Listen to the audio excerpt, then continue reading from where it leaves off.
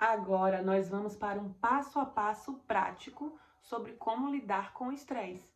Isso não quer dizer que vai ser simples ou que na primeira vez você já vai fazer de maneira perfeita. Eu só quero que você se permita treinar. Todas as coisas que dizem respeito a comportamento, elas são treináveis. É pelo condicionamento, pelo dia a dia colocando em prática que a gente chega num hábito formado. Então, quando você se estressar, eu quero que no primeiro momento você lembre que a raiva é como uma onda.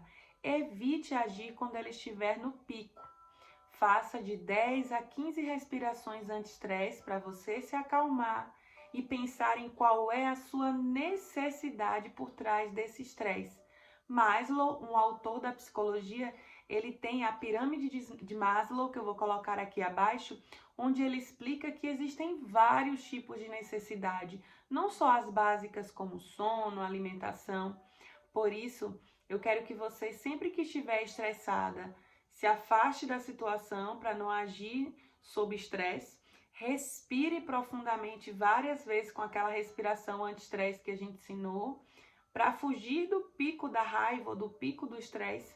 E então você começa a se questionar: o que eu estava sentindo? Primeiro eu estava com algum medo? Eu estava com alguma tristeza? Quais as emoções que eu estava sentindo no momento? Ou quais os pensamentos que acompanhavam essas emoções? Então, quero que você identifique pensamentos e emoções. Inclusive, às vezes, passa uma frase rapidamente na sua cabeça, como: eu não aguento mais, eu estou me sentindo sufocada, eu cansei disso. São frases de quem está sob um pico de estresse. 2. Cuide de você como você cuidaria de um bebê. O seu estresse vem de não ter tempo para se cuidar. Quando um bebê chora, se desestabiliza, sente alguma dor, todas as pessoas da casa se desestabilizam também para acalmá-lo, porque o choro do bebê traz aquela necessidade de ação em prol de acalmá-lo. Quando você se desestabiliza, todas as pessoas ao seu redor ficam desestabilizadas também.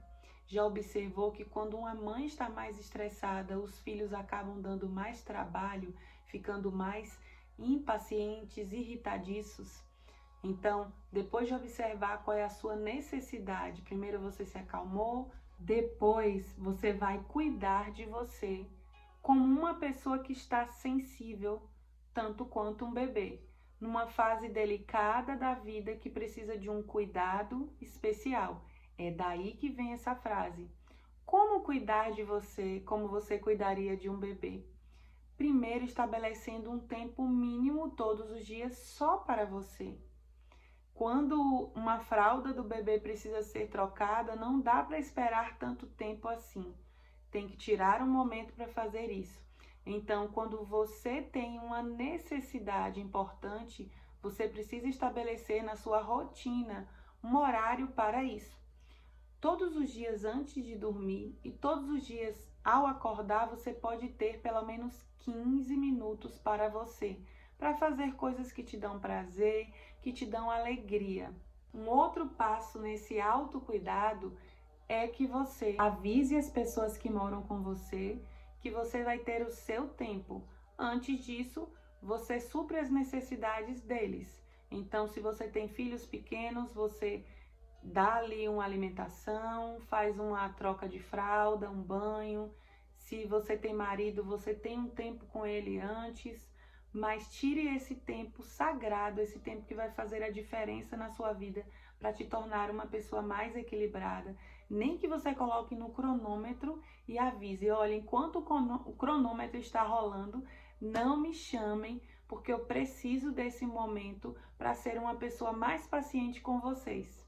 3. Identifique o que passa pela sua mente que gera estresse. Você pode estar se cobrando muito e essa autocobrança pode estar te levando a querer alcançar um patamar, por exemplo, no trabalho, que acaba te desgastando. E cuidado, isso pode gerar burnout, que é a síndrome por esgotamento de trabalho.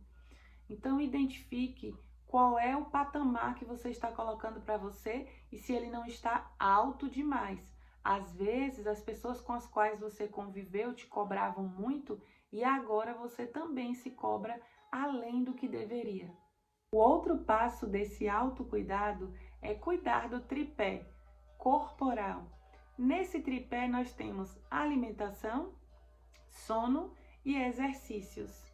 Na sua alimentação, você precisa focar na questão dos alimentos saudáveis. No seu sono, nós temos uma aula também específica sobre o sono, onde vamos aprofundar na questão do cortisol, que é o hormônio muito ligado ao estresse, que é liberado quando não temos boas noites de sono. E na questão dos exercícios, você vai entender que é liberada ali a endorfina, que deixa você mais calma, mais equilibrada. Por isso, cuide também do seu tripé corporal. Você tem tido muita preocupação improdutiva, que é a preocupação que começa com e se? E se as coisas derem errado? E se a viagem não for boa? E se a minha saúde não melhorar?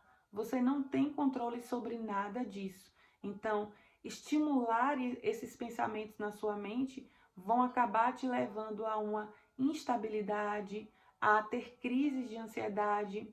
O ideal é, quando esses pensamentos vierem, não evitar eles, porque não temos controle sobre o que pensamos, mas temos controle sobre o que vamos fazer com o pensamento.